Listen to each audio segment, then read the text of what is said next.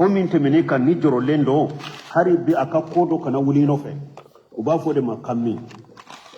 donc ako kammi min tunyi bo isoro ola mugo fagalina ani hammi min tunyi soro la ne ala yitisi ola wa fatanaka futuna musa ne ala yila jarabi chamana de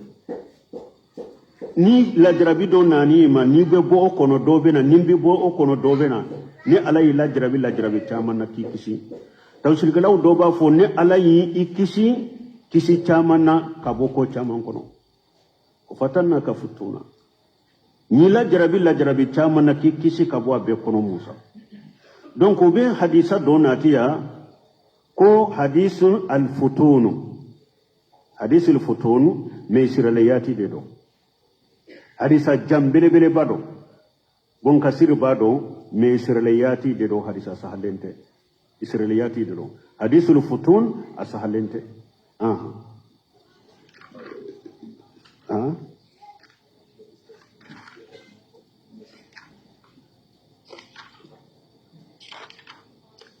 فلبست سنين في أهل مدينة موسى إيه سنجاتي چامنك مدينة كوفنا چلا o sanjate anko tawsira ko santa parce que ni madiana kam mo nyuma tumbe na lade san segi ibin ka bawuge o bilen ka demu na aya sor demu so fula be ko ni demu so fula mi fule ni nye ibe san segi kin ka bawuge mbu dola kenindi ni aya bolo nyesi do ma kombe ni ndima me niya dafa santala oye oyere kanyuma yayi buna basi ko Musa ko aye ewa ko fulai jate fulami fora ko ayu dafale nutim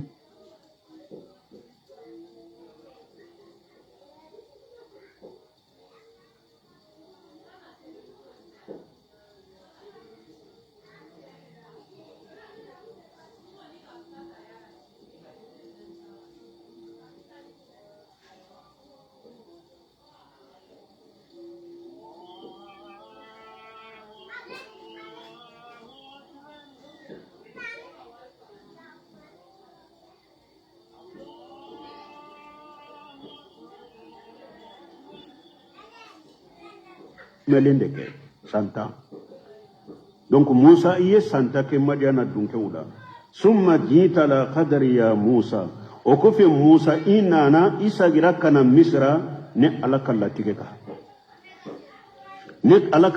ka ne yalla tige fana kanin français jama ni san chama inke madiana kasagi ka bo madiana kasagi kana misra ninne alakalla tige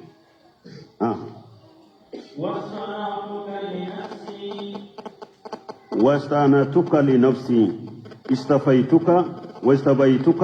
الرسول لنفسي ني سوغانتيا نيري فناي ني سوغانتيا نيري كيكه نكاتشيدنيا ني موسى سوغانتيا نيري كيكه نكاتشيدنيا اي كما اريد واشاو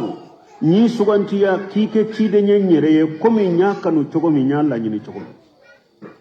nyaka no chogomi kala nyini chogomi ni sugantiya kiken ka chidenya anana bi hurata bolo kabo chide bolo kisini nema baka ako dondola ili taga adamu wa musa ako adamu ni musa bin nasrala faqala musa anta alladhi asqaita an-nasa wa akhrijatahum min al-jannati ko adama ede mugoye ni hadama de umbeke kunangoye kulabwar janna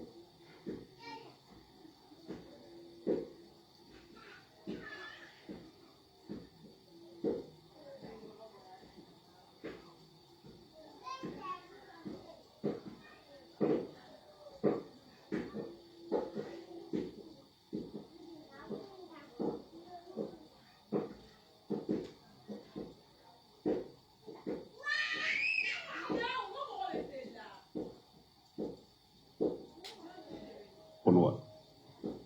فقال آدم فنقوما وأنت الذي استفاك الله برسالته أكو إدي مغني علي سغنتي ناكا تشيدنيا يوا واستفاك لنفسه أي سغنتي أيري وأنزل عليك التوراة أي توراة جيكا قال موسى قال فوجدته مكتوب علي قبل أن يخلقني آدم كو موسى ما ni arjanna boli min fule ni nyede ne ya soro ala ye nin sabe ne kare sani ala kanida ne ya soro ala ye nin sabe ne ka sani ala kanida qala chiden ko qala na'am musa ko fa hajja adamu musa chiden ko akom mu e wa adama ayi musa mina kumala ayi hujajo musa ka donc ko be keni latigede musa yire nali kabo ewa madiyana kana misra afurika keni alakalla tigede ko be keni alakalla tigede odi ya to abelli man ya jonsen worola antu min bil qadar khairihi wa shar hada madin kal limana nilla tige a herama a juguma ikal limana naye aha اذهب أنت وأخوك بآياتي ولا تنيا في ذكري اذهب أنت alakum musa ma ekata wa aguka ani balimake haruna bi ayati ani ne alaka tamanshe nunun katanye tamanshe munun dima tamanshe mun dira musa ma be konon tobo ne anye fula fo kofe sora in kono minye akabere ana kabolo ani eni balimake haruna ani ka tamanshe kata firauna ma wala tene ya fi dhikra kana allah funka ko sumalade ayin kosuma kosuba kana la funka kosuma da aninka ayau kata aninka tamanse kata akana la funka kosuma la de donc anya fo chogome dawa kala wajuri kala wakati be ala kosuma kasoro ibon ala kosuma bake sababu ka hada maden dema hamina ko ni kamina ko ni ko gelewunna ala kosuma beke sababu fana ka hada maden ka hakili daile ode ha to salafu atumbu bolo salafu do har nuye nyinin kali iye keson biluka sanuka jabi ba fu astaghfirullah ko paske hada maden fule ko dobe doni dobe junubu de bi do ina ce yalla siranya bi hada maden duskuna junubu te famuni noro min be duskun kono anini ala soso be dibi min be duskun kono ko kelente odi ato salafu do har ni nyinin kali poshe wala sanuka jabi be astaghfirullah ube niñinin kalimin koro gele yarima niñinin kalimin jabu gele yarima ube astaghfirullah fo donc jikir fo abeke sababe ka hada maden duskun noro ki sabati de ka sabati de kiye ka kuraji de dima ki sabati ka duskun noro awa kwa fra kana sege ne alaka kusumala aha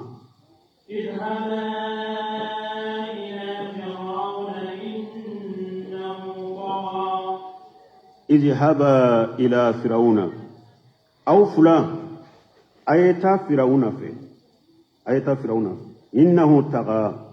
فرعون دانت من هذا أي تمردا وأتى وتجبر على الله وعصاه أكيرا كان جليه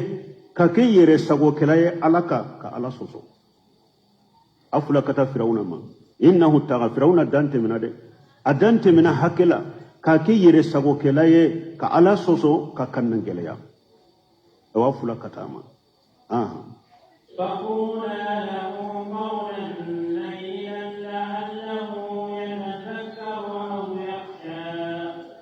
فقولا له قولا لينا نفلا ترى فرعون في ايكم النغمان فوايه لعله يتذكر او يغشى الدولة انا ميري كتاشي ube adola anasira alanye ala kuta munumbe anutoe yatazakara au yaksa ni aya min fule ni nyala ya iranna ni aya be kumi ni qur'ana kono ni ala ko ud'u ila sabili rabbika bil hikmati wal mawjati li hasana wajadilhu billati hiya ahsan walalikala ni ba fe kam wole folo ama bambanti ayira folo ama kanna yira folo kuma foye ni nogoya atigi wele ni nogoya de firawuna kanna gele firawuna mais woniri ko folo de fule ne nyefolo o kan na kun folo de fule furauna ma folo ala ko ka kuma no ma foye o fura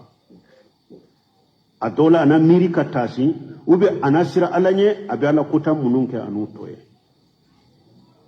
minye yajidu raqafiyu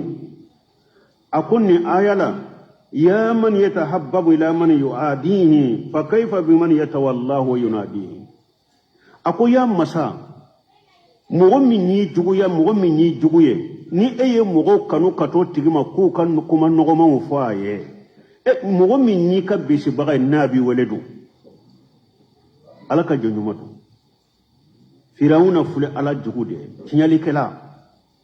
musa alaka jon subantilende na ko fulaka kuma nogoma fu firawuna me mbalmo tuma mi musa ye firawuna wale ka kuma nogoma faaye anana kanna geleya Allah bana cogodi ako inni la dhunnuka ya firawna masbura ako firawna ne ya jigeye mo halakilende donc har odo doye mufti do nyinin kanninna ko ala ko musa ma waqula lahu qawlan layyina ani kuma dobe inni la dhunnuka ya musa masbura ko nonu be faranyo ka cogodi yebno simini nyinin karare mawla ko akon ninye una kun folo firawuna ma aweleli ko folo de ninye folo ara ko ka kuma fo ye nin noya tuma mi ye firawuna wele nin noya ama so musa ye gele ya yirala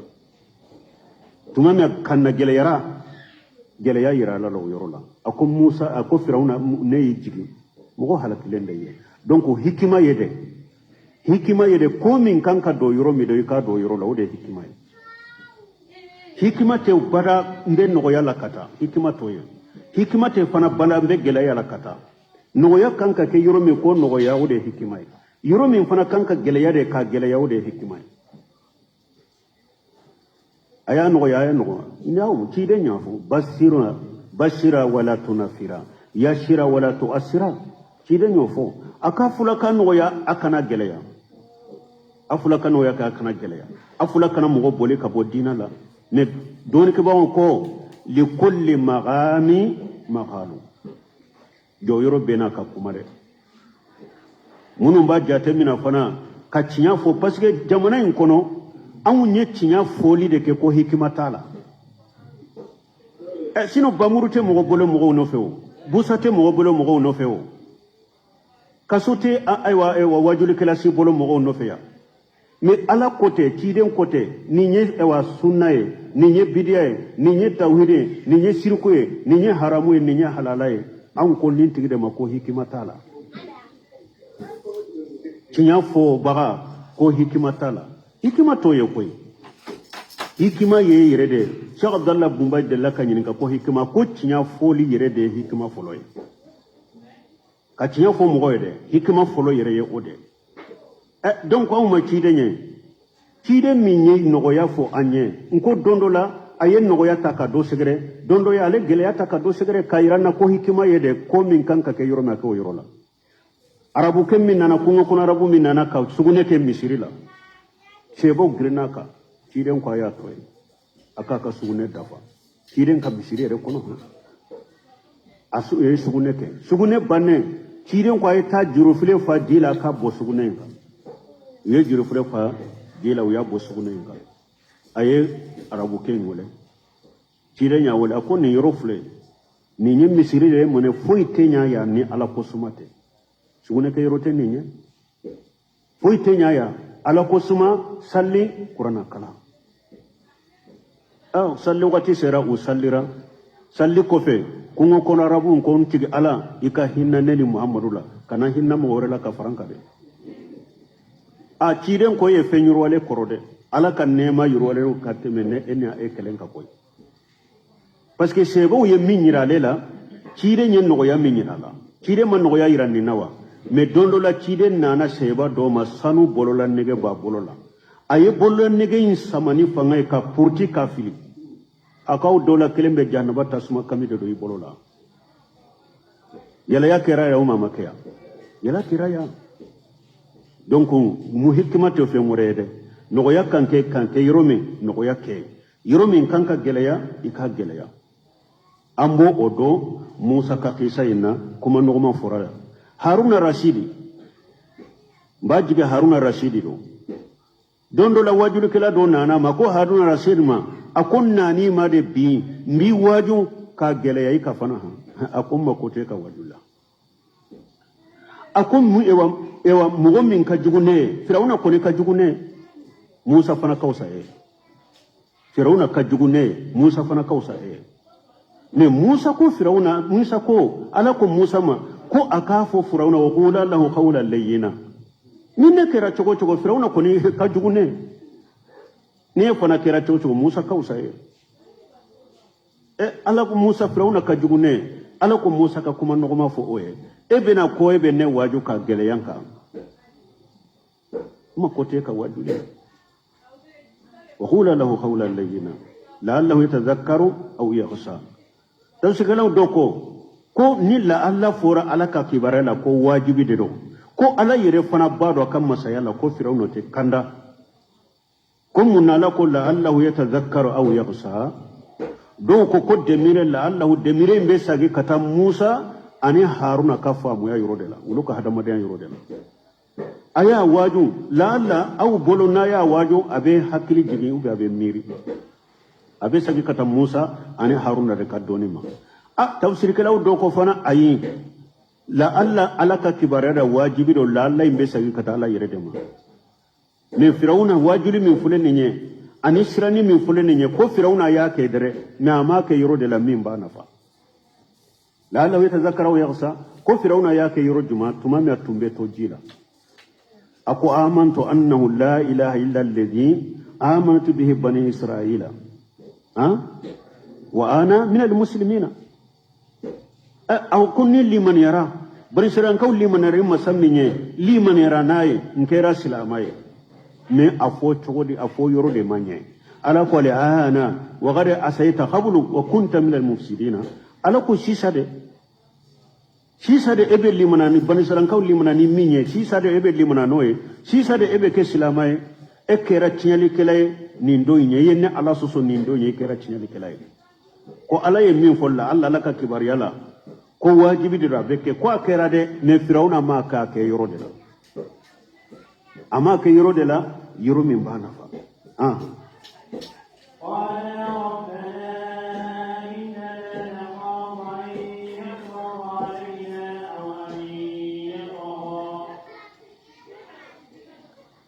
قولا لينا دوكو موسى يمفو فرعون هل لك سورة النازعات كنون أي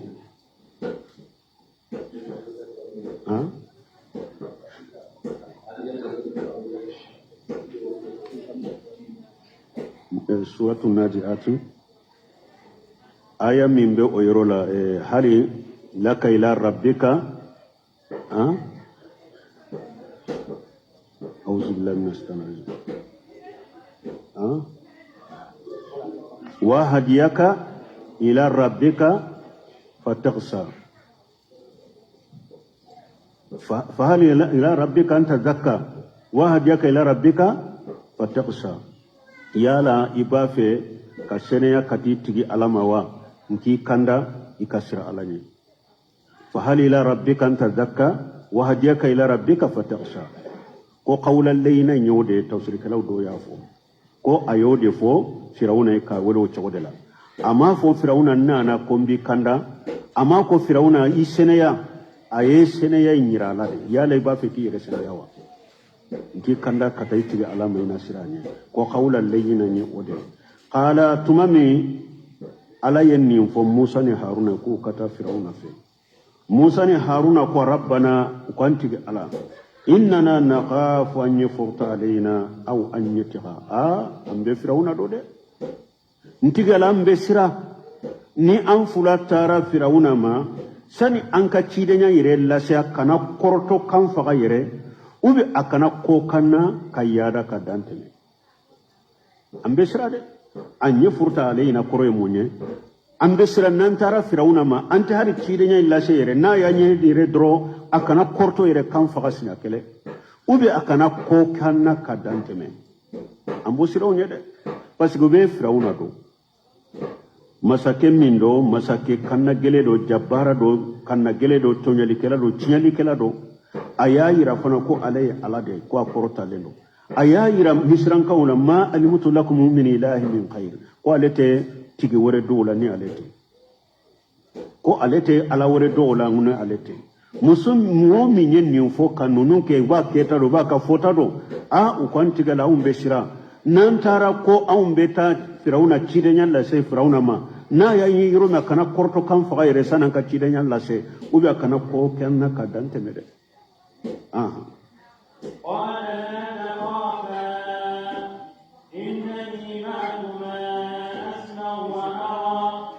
قال لكم لا تخافا أقوم موسى أني هارون ما أكاف لك نشرا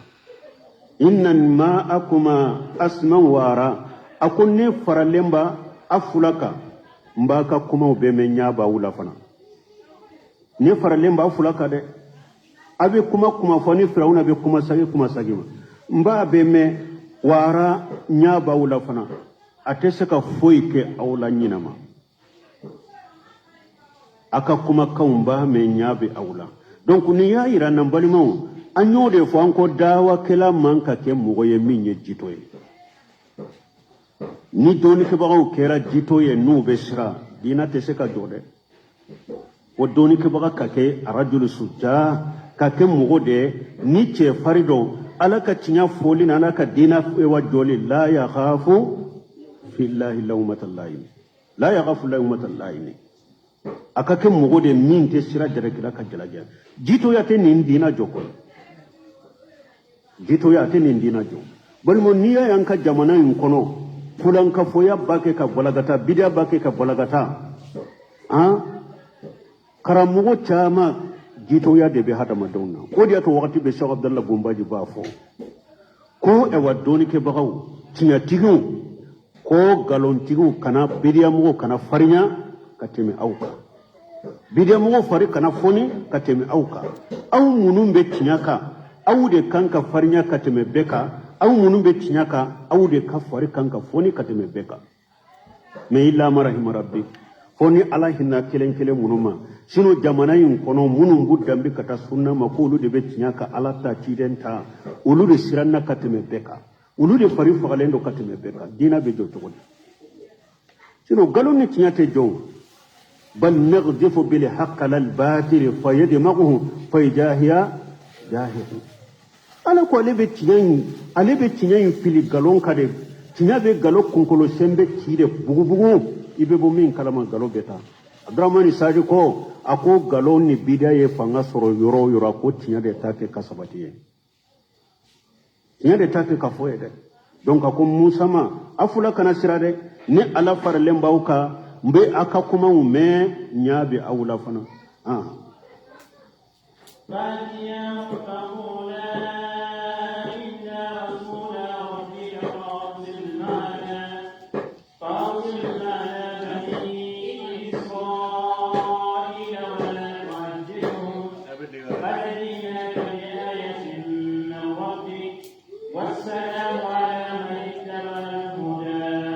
fatiyahu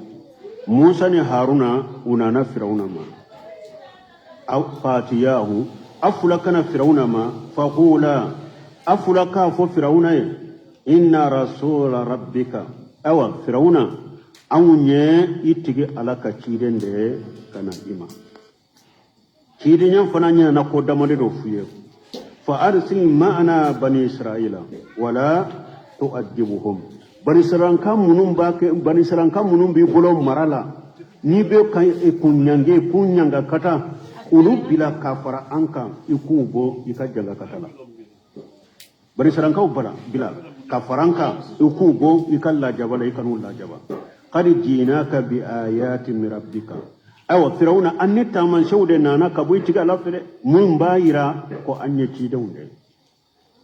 wassalamu ala man tabal huda awa kisibe mogoye firawna ni mogo minye alaka kanda